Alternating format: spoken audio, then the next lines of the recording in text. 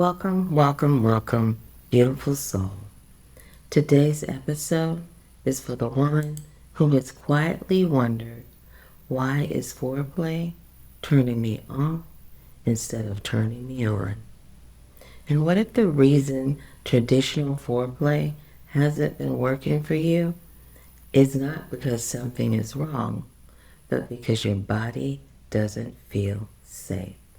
Not abnormal, not too much, not disconnected beyond repair, just not safe.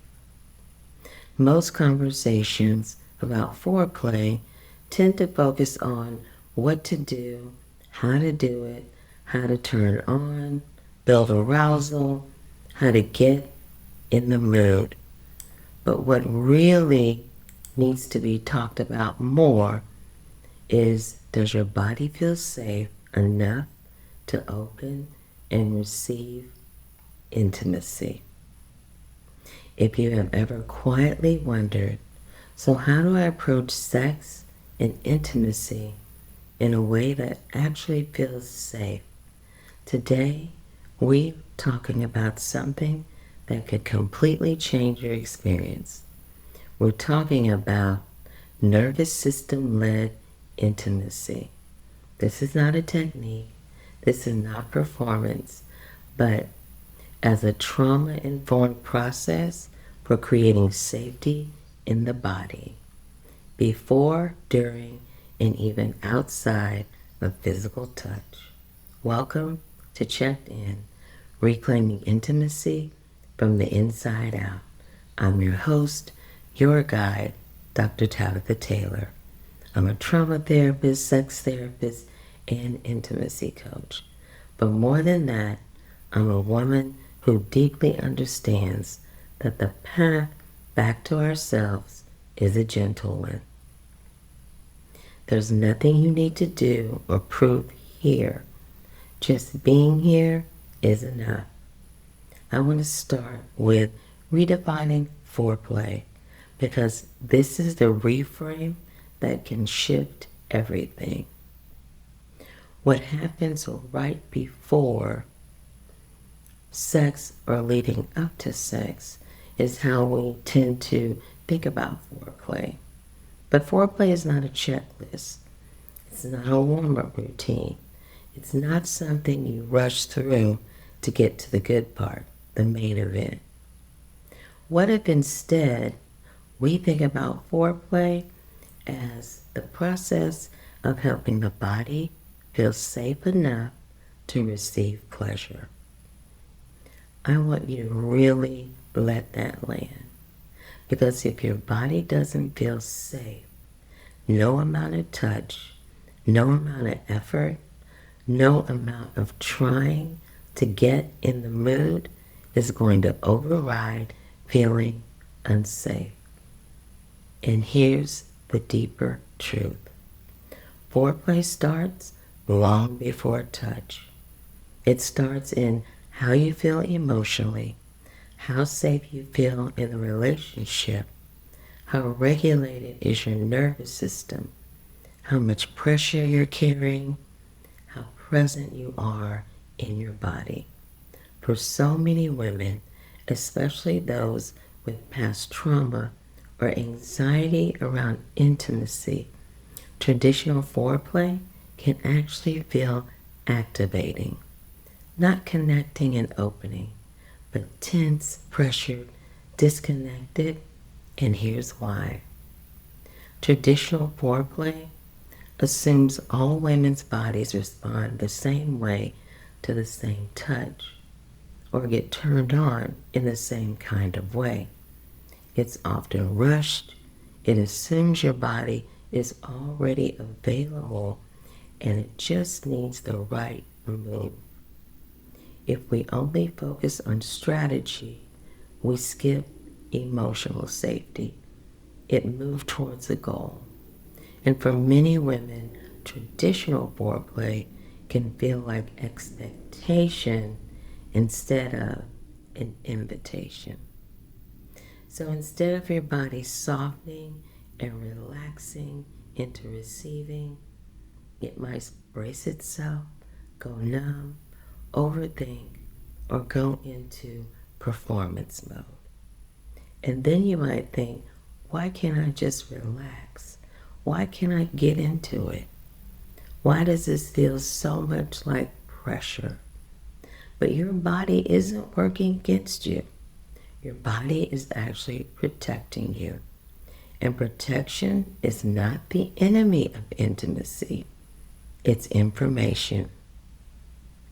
So let's talk about what does create safety. Because this is where everything can begin to shift. And I want to break it into 4 simple layers of safety. And let's start with emotional safety. And this is the foundation. Before your body opens, it needs to feel safe, accepted, not expected to perform. Emotional safety sounds like there's no pressure here. You don't have to respond any particular way. It feels like you can show up exactly as you are. You don't have to push past discomfort. You're not being evaluated, because the moment your body feels like it has to perform, it stops feeling safe. The second layer of safety is nervous system safety. And this is about pacing. Nervous system-led foreplay is slow. Not because slow is better, but because slow gives your nervous system time to get oriented. Safety in the nervous system looks like predictability, gentle pacing, pauses, space to notice, a sense of ease and flow. We're not rushing from one step to the next. We're not skipping ahead. We're allowing our bodies to arrive, because your mind might be ready, but your body moves at the speed of safety. The next layer is relational safety. And this layer is about choice. Your body needs to know, I get to choose what happens next. Relational safety absolutely includes consent. That means free will agreement to participate without pressure, without coercion or manipulation. Clear communication, not vague, not assumptions, but clear. Checking in. You and your partner check in with each other as often as needed, making sure you're both okay, feeling good about what's happening.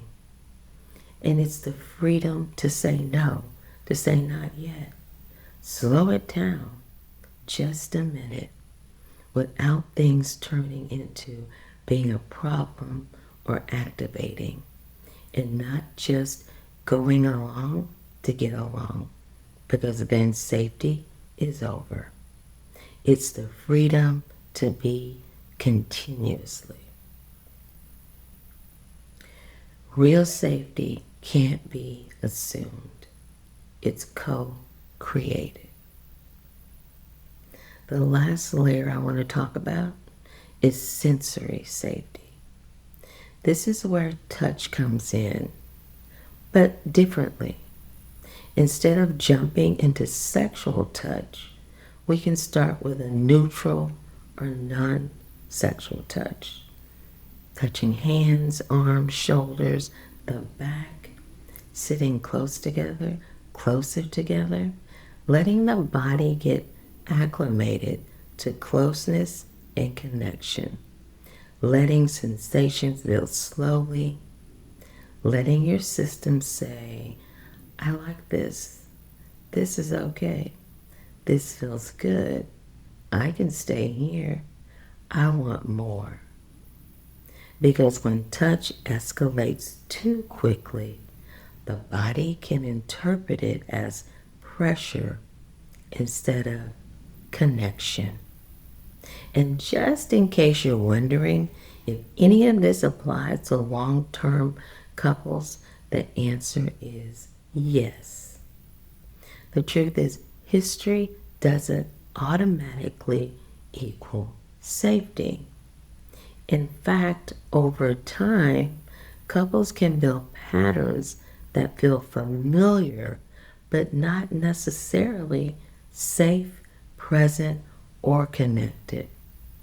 So, nervous system-led intimacy in long-term relationships isn't about starting over. It's about relearning how to meet each other in the present moment. Instead of relying on old patterns, old habits, routines, or scripts. In long-term relationships, foreplay can often become predictable, rushed, or routine, goal-oriented, getting to the sex, assumed instead of communicated.